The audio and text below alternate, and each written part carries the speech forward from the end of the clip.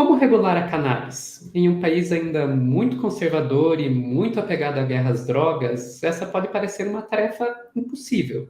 Eu estou aqui com a deputada Sâmia Bonfim, que creio que é a pessoa certa para a gente discutir isso. Alguns setores do agronegócio, que também tem um impacto importante no meio ambiente, porque ela Peraí, só eu entender, vocês estão querendo juntar com o agro para aprovar cannabis, é isso? pode você ver que loucura que a gente está fazendo.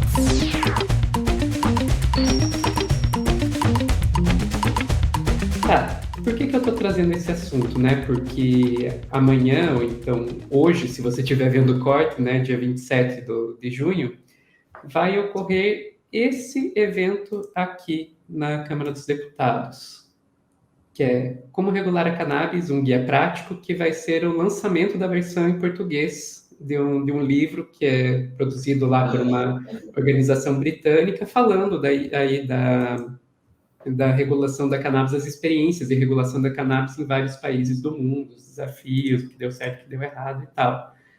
E eu digo que eu estou com a pessoa certa para falar, porque a deputada Sâmia Bonfim, que está aqui do meu lado, é a pessoa que vai fazer a abertura, né, desse evento e também vai estar numa mesa, né, sobre reparação histórica, justiça social e tributação.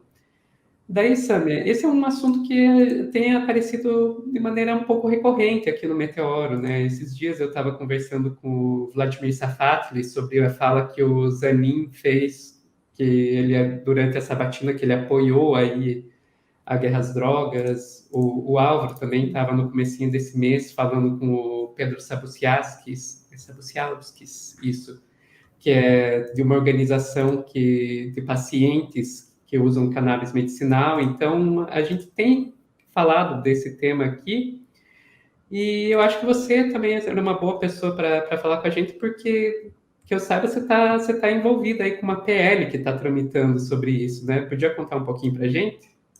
Sim, olha, são duas frentes, né, de atuação sobre esse tema. A primeira é da cannabis medicinal. A gente fez uma comissão especial ano retrasado, que aprovou por um voto, porque os bolsonaristas inflaram, não queriam de jeito nenhum, mas foi um espaço muito rico, porque contou com a presença de pacientes, de pesquisadores, de militantes, ativistas no tema, e mostra o quanto a cannabis, se for usada na perspectiva de um tratamento, ela pode mudar radicalmente a vida das pessoas. Tem casos de pessoas que tinham dezenas de convulsões por dia, que agora tem uma por semana, e super curta, mas também para tratamento de Parkinson, Alzheimer, tratamento de câncer. Só não tem ainda mais conhecimento sobre isso, porque, por ser proibida no Brasil, muitos pesquisadores também precisam de autorização judicial para conseguir minimamente pesquisar. Então, é toda uma trava científica e sanitária no Brasil. E não foi colocado em plenário ano passado porque não tinha a menor correlação de força. Se fosse, a gente ia perder, por conta do contexto bolsonarista, etc. Bom, agora é uma nova legislatura, é uma nova etapa. A gente vai seguir discutir o tema da cannabis. O relatório final também incluir o tema do cânhamo industrial, que é uma matéria-prima super, hiper resistente, que serve para produzir bolsa, produzir roupa, produzir. Enfim, pode substituir a celulose, substituir o algodão. E é um tema interessante porque pode animar alguns setores do agro, está falando do agronegócio no Brasil, alguns setores do agronegócio, que também tem um impacto importante no meio ambiente, porque ela Peraí, só eu entender, vocês estão querendo juntar com o agro para aprovar cannabis, é isso? pode você ver que loucura que a gente está fazendo, mas funciona. Tinham alguns poucos, porque como o agro é o agro exportador das mesmas commodities, também de soja, ou então gado, ou então cana-de-açúcar, é muito estratificado, consolidado, café, né? Não é um agro muito moderno, assim, aberto para outros Uhum. temas. Mas tem um setor específico que vê nisso também, olha só, tem um nicho de mercado. Tanto é que entrou no relatório, e o relatório só foi aprovado por isso, porque tinham esses atores ali significativos na comissão especial. Então, claro que não é a via mais, né, importante, Mas se é um obstáculo a menos, por que não, entendeu? Tentar levar esse Uhum. debate também. Então, acho que esse é a primeira viés. E o outro viés do debate da cannabis é sobre regulamentar mesmo, sabe? A maconha no Brasil. Porque, assim, é uma questão civilizatória, mexe com diversos aspectos. Primeiro, de saúde, porque né, tem a ver com o tema medicinal, mas também do enfrentamento a essa lógica de guerra às drogas que se mostrou completamente falida, que serve nos territórios para deixar a população numa situação de medo, de guerra mesmo, mas não uma guerra geralmente são duas partes brigando, né? Mas assim, de repressão policial e também por conta da lógica do sistema carcerário no Brasil. Um terço é identificado como membro do tráfico de drogas e a única palavra que se tem muitas vezes é do próprio policial que fez a batida no jovem que, quando muito, portava algumas gramas de maconha. Eu digo quando muito, porque muitos desses jovens não passaram por nenhum julgamento, não tiveram acesso à justiça, portanto, não tiveram direito de defesa, e que juram de pé junto que não tinha nada. E pode ser verdade, inclusive, porque se a única palavra é do próprio É do policial que policial. fez a atuação, e é um terço do sistema carcerário, a maioria réu primário, gente que não tem nada a ver com a paçoca, enquanto isso, teve a cocaína no avião da FAB.